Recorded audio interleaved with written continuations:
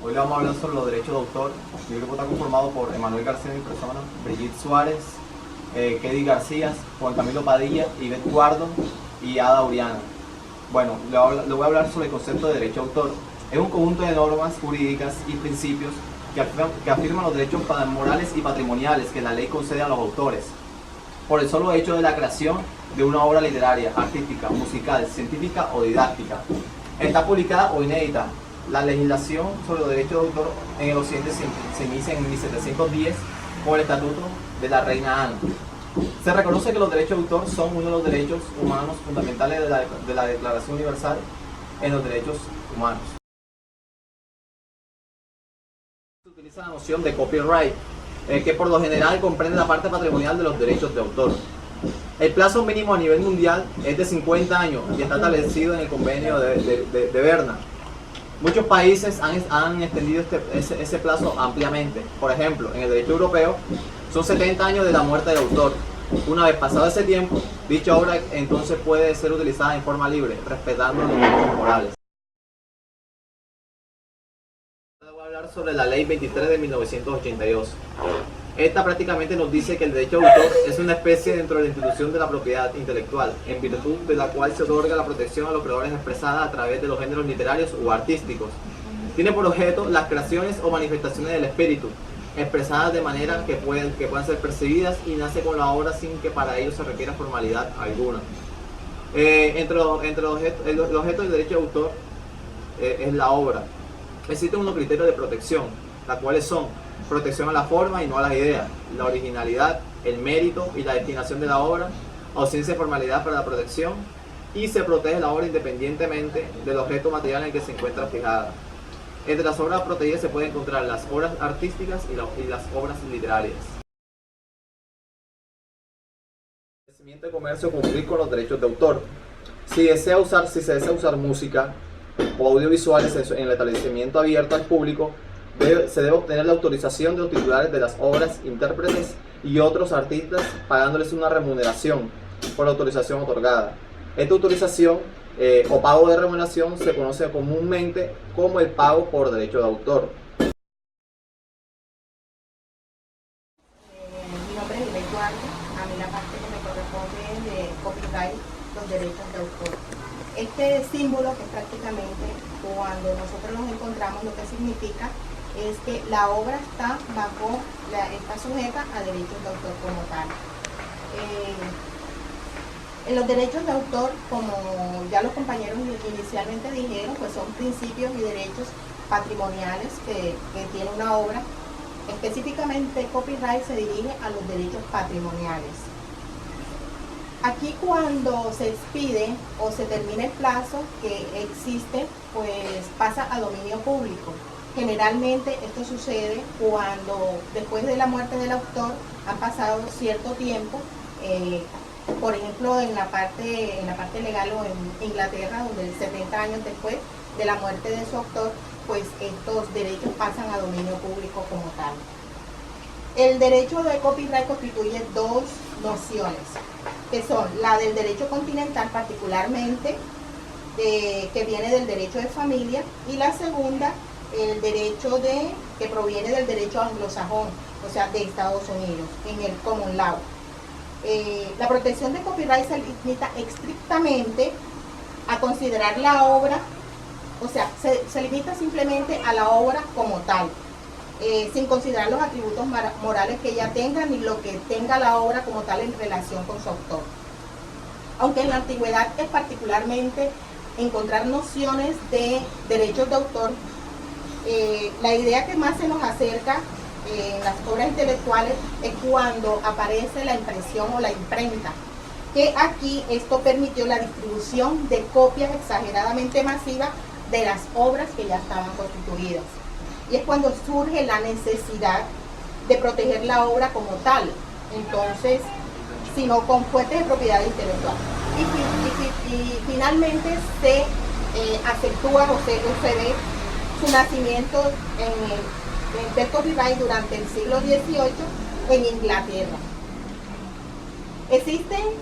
La existencia de la perpetuidad a controlar la copia de estos libros dio la necesidad como tal. que se habían adquirido.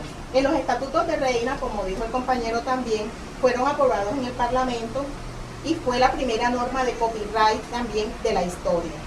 En Estados Unidos se incorporó esta obra, o se incorporó estos principios, sentados en Inglaterra. Ellas, por supuesto, se copió. Y así que en la Constitución de 1787 fueron cuando se dio en Estados Unidos la creación de un sistema federal de copyright, protegiéndolo por un plazo inicialmente por 14 años y luego se podía renovar por 14 años más.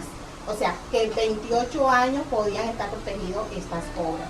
Generalmente, luego cuando se vencía, pasado este transcurso de tiempo, 28 años, simplemente pasaban al dominio público. Asimismo, en el Congreso de Estados Unidos se incrementó en 1831 el plazo inicial de copyright, que eran de 14 años, como dije, a 28 años en este año. O sea que llegó a un máximo de 42 años de protección de una obra. En 1909 se extendió este plazo igualmente y la renovación de 14 años a 28, obteniéndose un máximo de 56 años esta vez. Y a partir de los años 50 comenzó a extenderse todos estos plazos en forma habitual. En 1988, la ley de implementación del convenio de Berna introdujo algunos cambios y copyright en los ejemplares publicados había que poner en los avisos que tenían que estar colocados en las copias.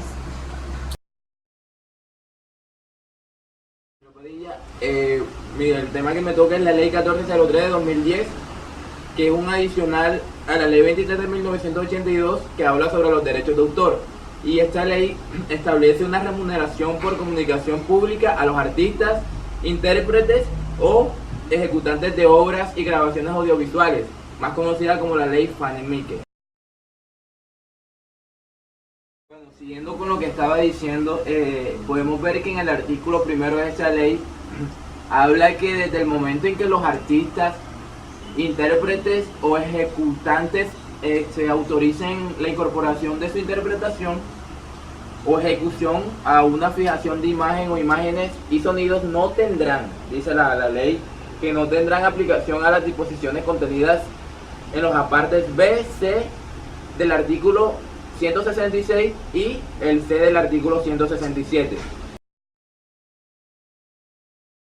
Primero nos habla que y nos dice, contempla que sin perjuicio de lo contemplado en el parágrafo anterior que ya había explicado, los artistas intérpretes de obras, grabaciones audiovisuales conservarán en todo caso el derecho a percibir una remuneración equitativa por la comunicación pública, incluida la puesta a disposición y el alquiler comercial al público de las obras y grabaciones audiovisuales donde se encuentren fijadas sus interpretaciones o ejecuciones.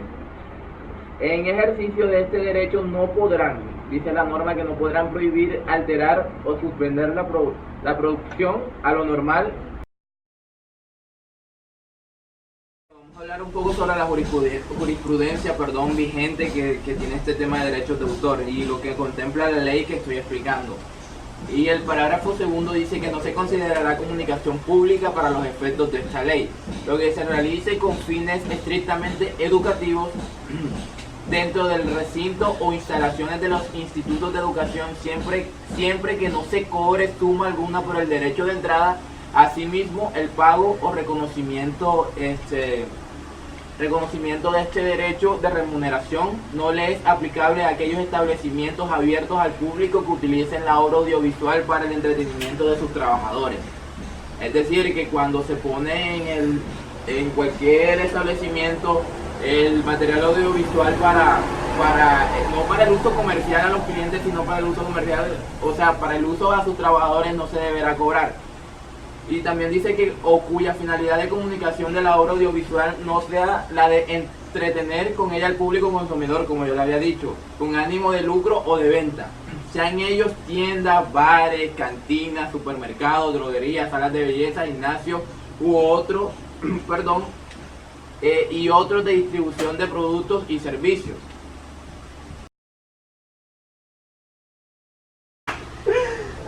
Bueno, Ahora voy a tratar un poquito sobre los derechos patrimoniales y morales del autor. Bueno, los derechos patrimoniales. Los derechos patrimoniales del autor hacen referencia a los derechos de explotación económica sobre sus obras y creaciones que tiene el autor. El autor puede disponer según su voluntad de la explotación económica de cualquiera de sus obras, de cualquier obra que tenga su autoría. Por lo tanto, sin la autorización del titular, sin la autorización expresa del personaje que hizo la obra, no es posible de forma legal explotar económicamente una obra. El autor de una obra, en ejercicio a la autonomía que le confiere la propiedad de los derechos patrimoniales, es quien puede decidir las condiciones de explotación de sus obras, ya sea de forma honorosa o gratuita. Por tanto, aún en los casos que la explotación de una obra en cualquiera de sus formas, como ya antes lo había dicho, con derechos de autor no persiga un beneficio económico, debe contar con la autorización expresa del titular del derecho. Bueno, los derechos patrimoniales de autor pueden ser transferidos ya sea mediante venta, donación o cualquier otra figura. Los derechos patrimoniales pueden ser objeto de expropiación, embargo, limitaciones o excepciones que en todo caso deben estar contempladas por la ley. ¿Qué más? Bueno, los derechos de autor patrimoniales pueden estar limitados a un término temporal. ¿Qué quiere decir eso? Que estos no poseen de forma indefinida, no poseen en forma indefinida en el tiempo, sino que en el caso colombiano, por regla general, se tienen una duración de 80 años después de la muerte de la persona natural. Suárez, yo voy a hablar sobre el decreto 3942 del año 2010, en el cual se reglamentan las sociedades de gestión colectiva de los derechos de autor. Siendo deber del Estado, bajo el artículo 61 de la Constitución Política, el proteger el derecho de autor y los derechos que desprenden de esta, por esto el legislador estableció una serie de facultades y funciones para favorecer a los titulares del derecho de autor como tal. Estas facultades pueden ser ejercidas de manera individual o de manera colectiva. La gestión colectiva del derecho de autor se encuentra sometida a la constitución de sociedades de gestión colectiva, las cuales deben tener una personería jurídica y estas mismas se encuentran sometidas a la inspección de vigilancia de la Dirección Nacional del Derecho de Autor. El decreto 3942 del 2010 se habla de la gestión colectiva e individual, entendiendo entonces a la gestión colectiva aquella que se desarrolla en representación de una pluralidad de sujetos. Es necesario formar sociedades sin ánimo de lucro, autorizadas por la Unidad Administrativa Especial de Dirección Nacional de Derechos de Autor, mientras que por otra parte se entiende a la gestión individual como aquella que es realizada por el titular del derecho de autor y no está asociado a ninguna sociedad. Además tendrá la obligación de admitir a cualquier titular de derecho que acredite una titularidad mínimo de una obra, una interpretación o un fonograma. Además de esto, la finalidad que tienen las sociedades de gestión son las de administrar los derechos de los socios de acuerdo con las leyes, la de procurar mejores beneficios para sus afiliados y la de aumentar y fomentar la producción intelectual y el mejoramiento de la cultura nacional. Mi nombre es Katie García y lo voy a sobre la ley 44 del 93. Esta ley se constituye por 70 artículos y 5 capítulos. Esta ley es del 5 de febrero del 93. Bueno, a su vez esta ley habla sobre el Registro Nacional del Derecho del Autor. Dice que los empleados y funcionarios públicos que estén protegidos por el derecho del autor podrán disponer contractualmente de ellos mismos en cualquier entidad, pero que sea de derecho público. Pero ¿quiénes se podrán inscribir qué se puede inscribir en el Registro Nacional de Derechos del Autor? ¿Qué se puede inscribir? Las obras literarias, ya sean científicas, artísticas, los actos en virtud de los cuales se enajena el derecho del autor, ya sea como cualquier otro acto o contrato vinculado con los derechos del autor o los derechos conexos. También los fonogramas, a su vez también los poderes de carácter general otorgados a personas naturales o jurídicas para gestionar ante la Dirección Nacional del Derecho del Autor. ¿Cuál es su objetivo? El objetivo es dar publicidad al derecho de los titulares y a los actos y contratos que transfieren ese cambio de dominio que sean amparados por la ley. Y el otro objetivo es dar garantía de autenticidad y seguridad a los títulos de derecho del autor y los derechos conexos.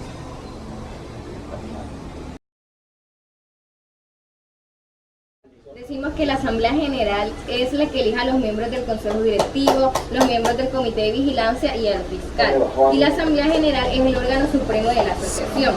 Pero el Consejo Directivo será órgano de dirección y administración de la sociedad sujeto a la Asamblea. Y el Comité de Vigilancia estará integrado por 3 miembros principales y 3 miembros suplentes numéricos. Los presupuestos de las sociedades de la gestión colectiva están sometidos al control de la legalidad de la Dirección Nacional del Derecho del Autor. Pero ¿cuándo se puede negar la inscripción del registro del derecho del autor? Cuando sea por violación de las disposiciones legales, por hallarse en una interdicción judicial, por haber sido condenado a una pena privativa de la libertad.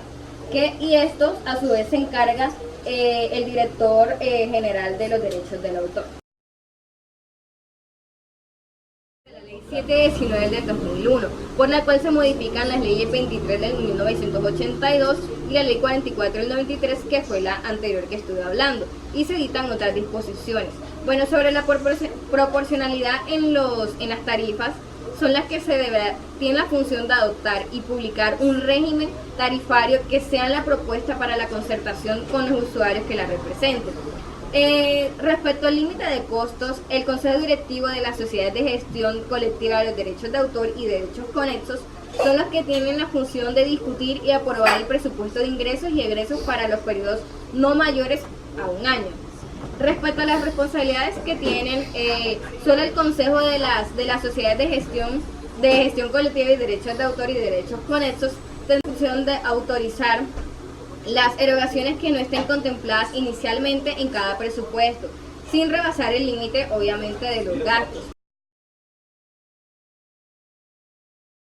Buenas tardes, mi nombre es Ada Oriana y les vengo a hablar sobre la Ley 1520 del 2012.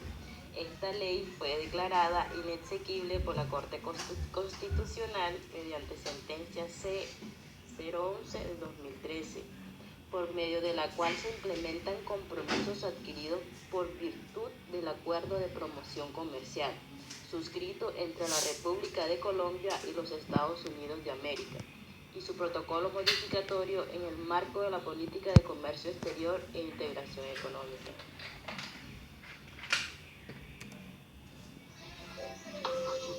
El Congreso de Colombia decreta el artículo primero, objeto, implementar compromisos adquiridos por la República de Colombia en virtud del Acuerdo de Promoción Comercial con los Estados Unidos de América, sus cartas adjuntas y sus entendimientos suscritos en Washington el 22 de noviembre del 2006 y el protocolo modificatorio al Acuerdo de Promoción Comercial con los Estados Unidos de América, firmado en Washington, Distrito de Columbia, el 28 de junio del 2007, y la carta adjunta de la misma fecha, aprobados por el Congreso de la República de Colombia mediante la Ley 1143 del 4 de julio del 2007 y la Ley 1166 del 21 de noviembre del 2007 respectivamente. Artículo segundo, por el cual se modificó el artículo 8 de la Ley 23 de 1982, quedando de esta manera. Para los efectos de la presente ley se entiende por autor, persona física que realiza la creación intelectual. Artista es el actor, cantante, músico, bailarín u otra persona que represente un papel. Comunicación al público de una interpretación o ejecución o de un fonograma. Para los efectos de los artículos 166 y 173 de la presente ley es la transmisión al público. Copia o ejemplar. Soporte material que contiene la obra. Derecho habiente. Persona natural o jurídica a quien por cualquier título se transmiten derechos reconocidos en la presente ley. Distribución al público. Puesta a disposición del público del original o copias de la obra. Divulgación. Hacer accesible la obra al público por cualquier medio o procedimiento. Emisión. Es la difusión a distancia de sonidos o de imágenes y sonidos para su recepción por el público. Fijación. Es la incorporación de signos, sonidos o imágenes o de la presentación de estos. Fonograma.